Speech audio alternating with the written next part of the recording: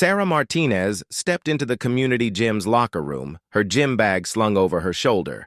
The familiar sound of running water and chattering voices filled the air. At 28, she had learned to navigate these spaces carefully. Her petite frame and quiet demeanor often made her a target for those who mistook gentleness for weakness. The three women already in the shower area barely glanced her way at first.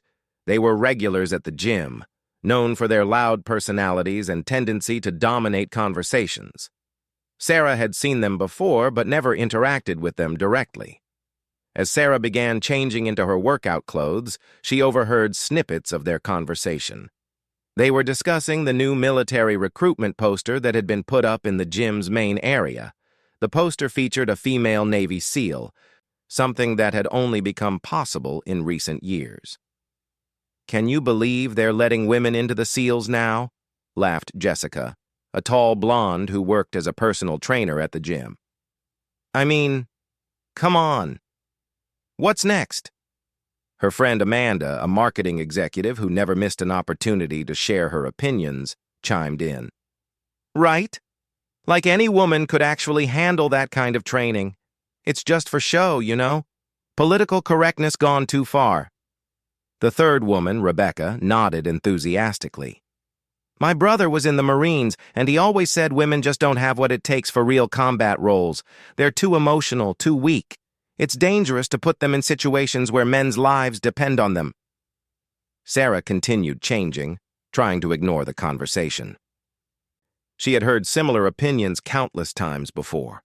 People often made assumptions about military capabilities based on appearances or stereotypes. "I bet none of those women even make it through the real training," Jessica continued, stepping out of her shower stall and reaching for her towel. "They probably get special treatment or easier standards. No way they're doing the same stuff as the men." Amanda laughed as she shampooed her hair. "Exactly. And can you imagine being in a life-or-death situation and having to depend on someone who spends half their time worried about breaking a nail?" That's when they noticed Sarah more closely. She was smaller than average, with delicate features and shoulder-length dark hair. To them, she looked like exactly the kind of person they had been discussing. "Speaking of which," Rebecca said with a smirk, lowering her voice but not enough to be truly private, "look at little Miss over there. Bet she thinks she could be a tough soldier too." The other two turned to look at Sarah, who was now putting on her workout shoes. She could feel their eyes on her, but continued with her routine, showing no reaction to their words. Jessica giggled.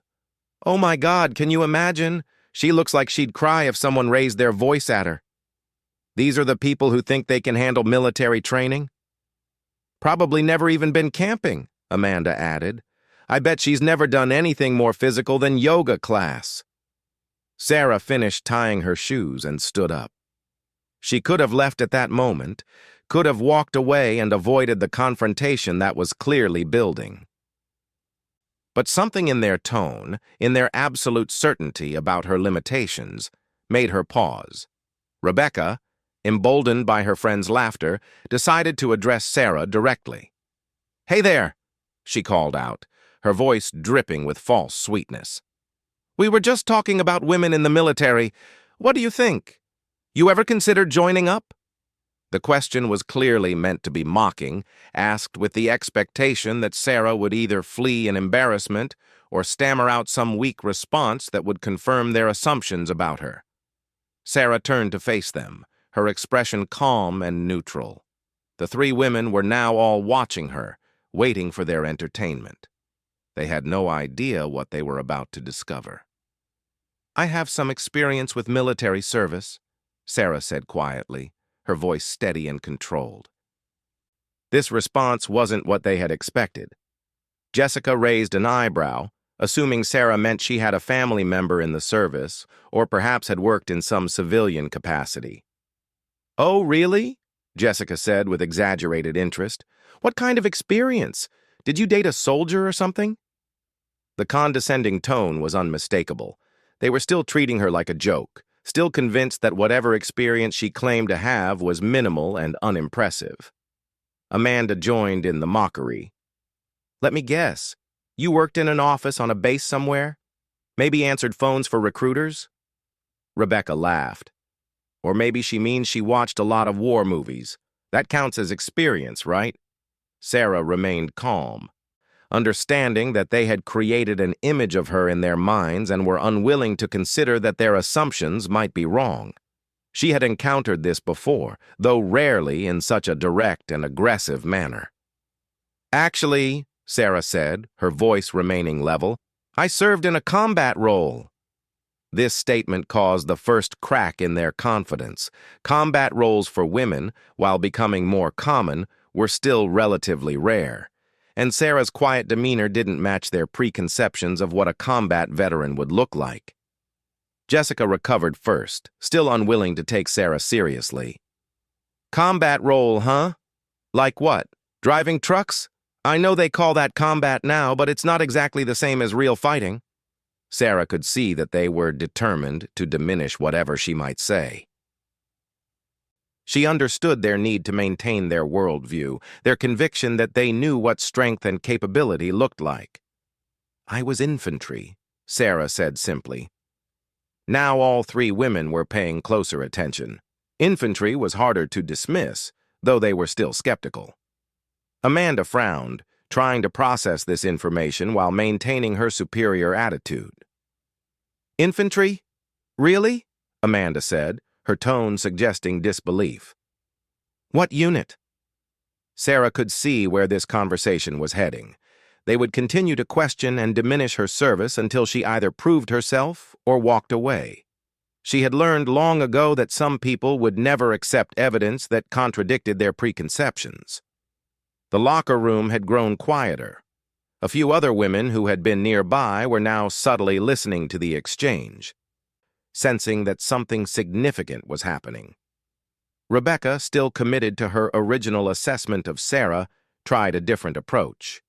Look, I'm sure you served and everything, but let's be honest here. There's a big difference between what women do in the military and what men do. You can't seriously tell us you were doing the same job as male infantry soldiers. Sarah understood the trap they were trying to set. They wanted her to either admit that her role was somehow lesser or make claims they could then challenge and discredit. Either way, they would maintain their sense of superiority. You're right that there are differences, Sarah said carefully. Not everyone has the same training or capabilities.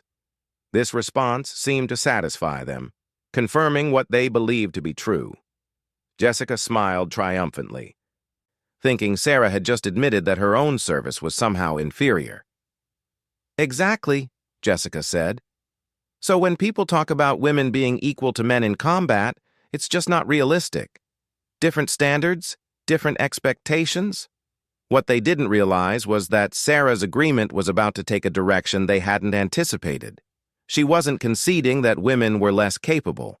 She was acknowledging that within the military, as in any organization, people had different levels of training and responsibility. Some people receive more specialized training than others, Sarah continued, her voice still calm and measured. Rebecca nodded, still convinced she understood where this conversation was going. Right. And that's why all this talk about women Navy SEALs is just ridiculous. Can you imagine? The mention of Navy SEALs created a moment of silence in the locker room. It was the perfect opening, though none of the three women realized what they had just walked into. Sarah looked at each of them in turn, her expression still neutral but with something new in her eyes. A quiet confidence that hadn't been there before, or perhaps had been there all along, but was only now becoming visible. Actually, Sarah said, her voice carrying a weight that made everyone in the room pay attention, I can imagine it quite well. The three women sensed that something had shifted in the conversation, though they weren't yet sure what. The easy target they thought they had found was revealing herself to be something entirely different. And in that moment, everything they thought they knew about strength, capability, and what a warrior looked like was about to be turned completely upside down. The silence that followed Sarah's words stretched for several heartbeats. Jessica, Amanda, and Rebecca exchanged glances, trying to process what they had just heard. The confidence in Sarah's voice was unmistakable, but it didn't match the image they had constructed of her. "What do you mean, you can imagine it well?" Amanda asked, her voice now carrying a hint of uncertainty. Sarah reached into her gym bag and pulled out her wallet. From it, she extracted a small, worn military identification card. She held it up so the three women could see it clearly.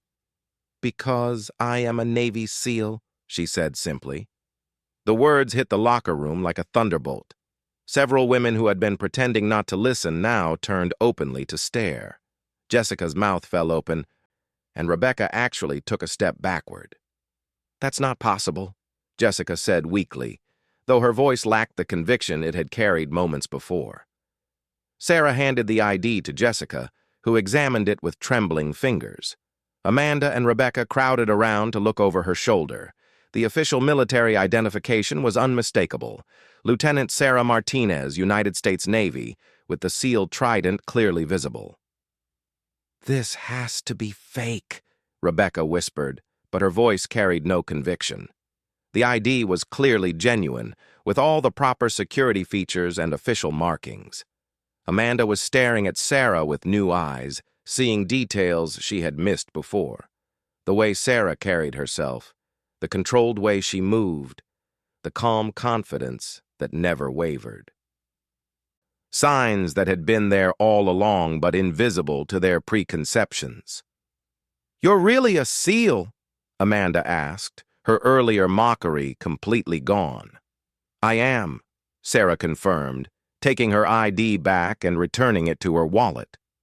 The transformation in the three women's demeanor was immediate and dramatic. The loud, confident personas they had displayed just minutes before had evaporated, replaced by shock, embarrassment, and something approaching awe. "I don't understand," Jessica said, her voice barely above a whisper. "You're so small and quiet. How is that possible?" Sarah had heard this question many times before, from military colleagues, civilians, and even her own family members. She understood the confusion because it challenged everything people thought they knew about what a special forces operator looked like. "Size isn't everything in this job," Sarah explained patiently. "Intelligence, determination, teamwork, and the ability to think clearly under pressure matter more than physical intimidation." Rebecca was still staring at her in disbelief. "But the training, we heard it's impossible, that nobody can make it through." "The training is extremely difficult," Sarah agreed. "Most people don't make it through, including most men who attempt it, but some do. I did." The three women were struggling to reconcile their assumptions with the reality standing before them. Everything they had said about women in combat, about female warriors being weak or incapable, had just been proven wrong by someone they had dismissed as helpless. "What's the training actually like?" Amanda asked, her curiosity now genuine rather than mocking.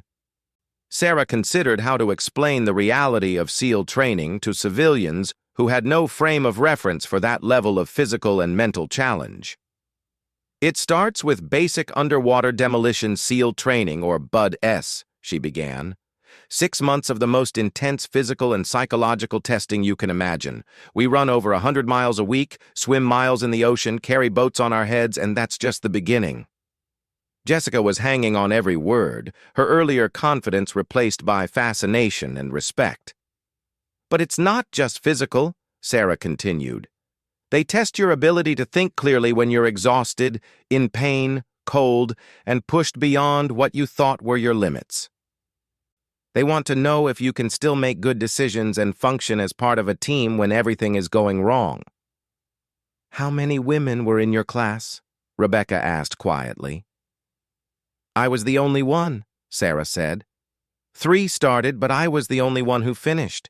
Of course, only 18 men finished out of the 160 who started, so the attrition rate is high for everyone." The numbers hit them hard. They had assumed that women were given easier standards or special treatment, but the reality was that Sarah had completed the same training that eliminated 90% of male candidates. "What was the hardest part?" Amanda asked, her voice filled with genuine respect. Sarah thought about the question carefully. There had been so many challenging moments, so many times when giving up would have been easier than continuing. "Hell Week," she said finally. 5.5 days with maybe 4 hours of total sleep, constant physical activity, mental challenges, and harassment from instructors designed to break you. You're cold, wet, exhausted, and everything hurts. But that's the point. They want to see who will keep going when quitting would be so much easier. The three women tried to imagine what that level of suffering would feel like, and found themselves unable to comprehend it. "Why did you do it?" Jessica asked. "Why put yourself through that?" It was a question Sarah had been asked countless times, and one she still thought about regularly. The answer wasn't simple or easy to explain. "I wanted to serve my country at the highest level possible," she said. "I wanted to know what I was capable of, and I wanted to be part of something bigger than myself, something that mattered." Rebecca was shaking her head slowly, still processing everything she had learned. "We had no idea," she said quietly. "We just assumed." "I know," Sarah said gently. "Most people make assumptions based on appearances. I don't take it personally." But even as she said it, the three women could see that their comments had affected her, not because she doubted herself or her capabilities, but because she understood how those attitudes affected other women who might be considering military service. "Have you been in combat?" Amanda asked, her voice barely audible. Sarah nodded. "Multiple deployments. Afghanistan, Iraq, and some places I can't talk about." The weight of that statement settled over the locker room. This quiet, unassuming woman had not only completed the most challenging military training in the world, but had actually used those skills in real combat situations. "What do you do now?" Jessica asked. "I'm still active duty," Sarah explained. "I'm stationed locally for training and recruitment purposes. Part of my job is helping other women understand that military service, including special operations, is an option for them." The irony was not lost on any of them. The three women who had spent the last several minutes explaining why women couldn't serve in combat roles were now face to face with someone whose job was to encourage women to do exactly that. "I feel terrible about what we said," Rebecca admitted, her eyes filling with tears. "We were so ignorant." Sarah's expression softened.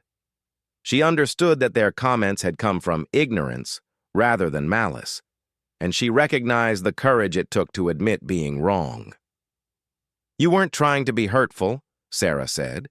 "You were expressing opinions based on limited information. That's not unusual." But Jessica was shaking her head, clearly struggling with the realization of how wrong they had been. "No, it's more than that.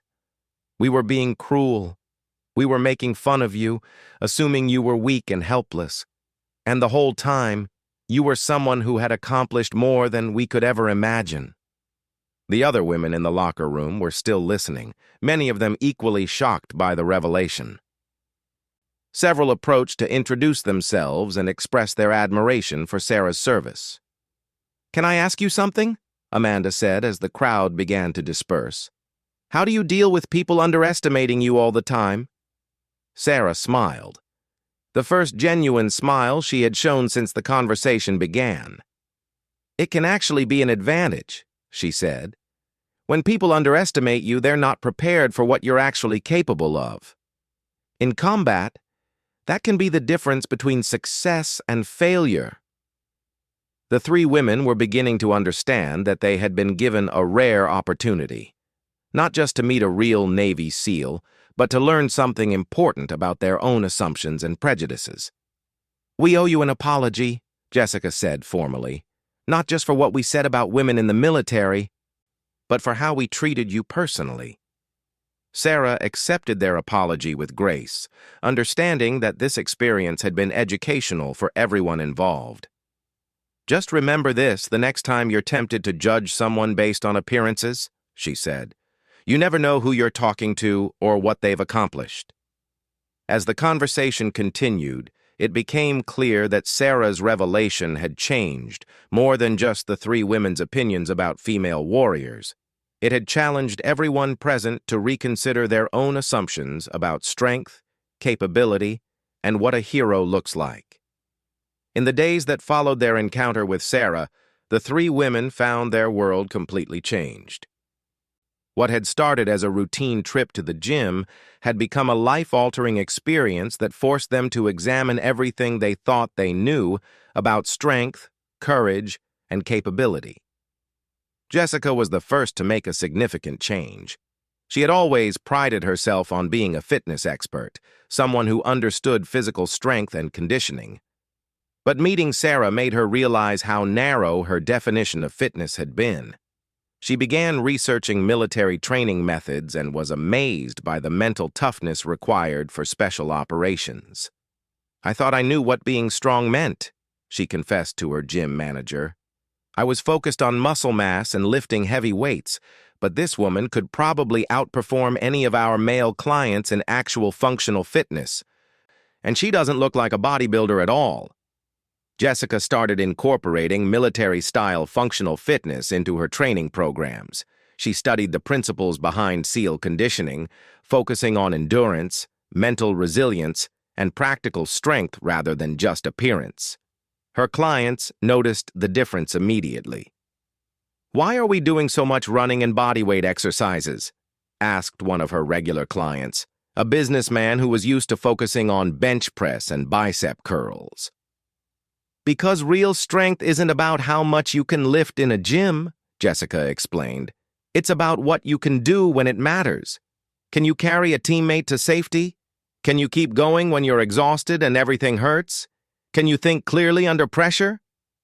Her new approach attracted different kinds of clients. Women who had been intimidated by the gym's typical muscle-focused culture began signing up for her classes. Military veterans and first responders started seeking her out, recognizing that she finally understood the kind of fitness that translated to real-world situations. Amanda's transformation was more personal and profound.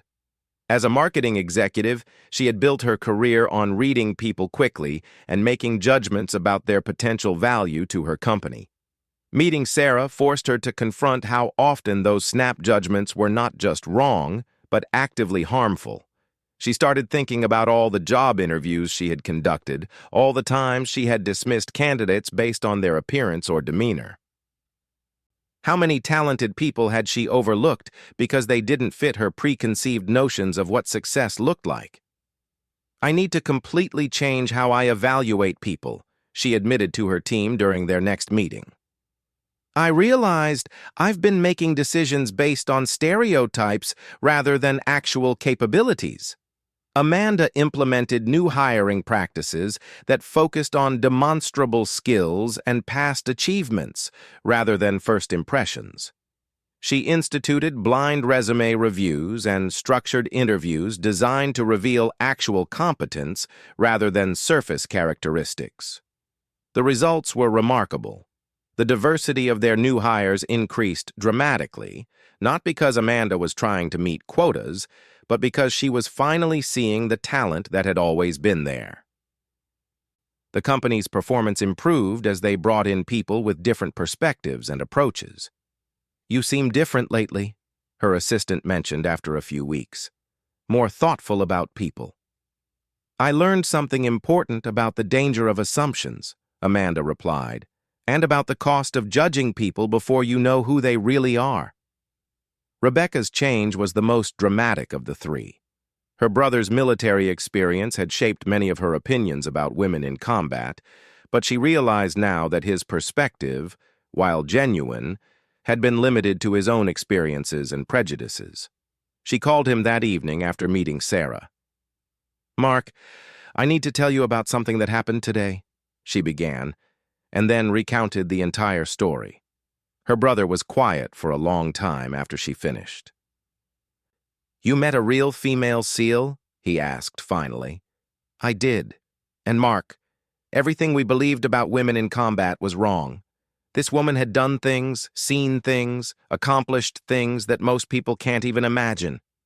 And we were making fun of her for being small and quiet." Mark was struggling with his own preconceptions. His military service had been in a different era, when women weren't allowed in combat roles. His opinions had been formed by the culture of that time. "I guess things have changed more than I realized," he admitted. "Maybe I need to reconsider some of my opinions." Rebecca decided to volunteer with a local veterans organization, wanting to understand military service better and support those who had sacrificed for their country.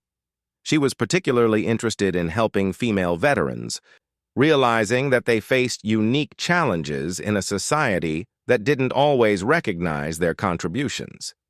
Through her volunteer work, she met other women who had served in combat roles.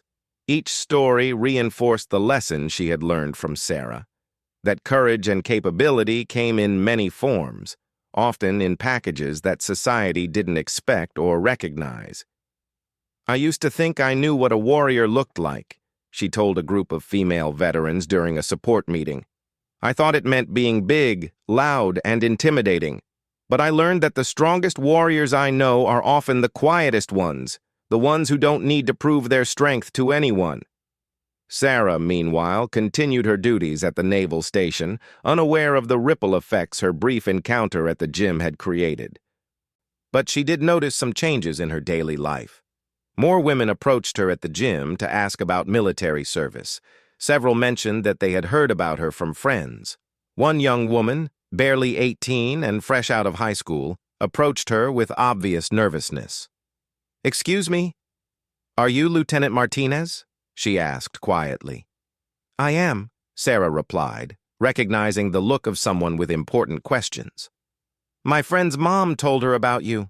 She said you're a Navy SEAL. Is that true?" Sarah confirmed it, and the young woman's eyes lit up with excitement and possibility. "I've been thinking about joining the military, but everyone says I'm too small, too weak. They say I should just go to college and find a nice office job, but I want to serve my country. I want to do something that matters." Sarah saw herself in this young woman's determination and uncertainty. She remembered being in the same position years ago, being told by well-meaning people that her dreams were unrealistic. "What's your name?" Sarah asked. "Emma. Emma Rodriguez." "Emma, let me tell you something important. The people telling you that you can't do this aren't being mean. They're trying to protect you from disappointment because they can't imagine succeeding at something so difficult themselves. But that doesn't mean they're right about what you're capable of." They talked for over an hour. Sarah explained the realities of military service, both the challenges and the rewards. She was honest about the difficulties Emma would face, but she also made sure Emma understood that those difficulties weren't insurmountable. "If you decide this is really what you want, I can help you prepare," Sarah offered. "Not just physically, but mentally. The biggest battles are usually fought in your own mind." Emma left that conversation with a sense of possibility she had never felt before. For the first time, someone who had actually accomplished what she dreamed of doing was telling her it was possible. 6 months later, Emma enlisted in the Navy. Her goal was to eventually try out for the SEALs, though she knew the path would be long and difficult. Sarah served as her mentor throughout the preparation process, helping her develop the physical and mental toughness she would need. The day before Emma left for basic training, she sought out Sarah one last time. "I want to thank you," Emma said, "not just for the training advice, but for showing me that it was possible. Nobody had ever told me that before."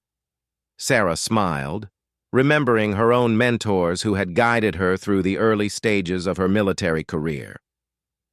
"Just remember, Emma, that someday you'll be in a position to do the same thing for someone else. When that day comes, make sure you tell them the same thing I'm telling you now, that their dreams are worth pursuing no matter what anyone else says." As Emma walked away to begin her military journey, Sarah reflected on how one brief conversation in a gym locker room had created so many unexpected connections and changes. She thought about Jessica, who was now training clients with military-inspired fitness programs. About Amanda, who had revolutionized her company's hiring practices. About Rebecca, who had become an advocate for female veterans. Each of these women had taken the lesson from that day and applied it in their own way, creating positive changes that extended far beyond their original encounter. They had learned that strength came in many forms, that assumptions were dangerous, and that everyone deserved to be seen for who they really were rather than who others expected them to be. The gym locker room where it all started remained the same, but the women who had learned that important lesson there would never be the same again. They had discovered that sometimes the most profound teachers come in the most unexpected packages, and that the greatest warriors are often the ones who look nothing like what we expect a warrior to be. Sarah continued her service, knowing that every day brought new opportunities to challenge assumptions and inspire others to reach for goals they had been told were impossible. She had learned that her greatest weapon wasn't her physical strength or combat training, but her ability to show others what was possible when courage and determination overcame doubt and prejudice. The story of what happened in that locker room spread quietly through their community, carried by the women who had experienced it and the people whose lives they had touched afterward. It became a reminder that heroes walk among us every day, often unrecognized and underestimated, waiting for the moment when their true nature would be revealed, and their example would inspire others to become more than they ever thought possible.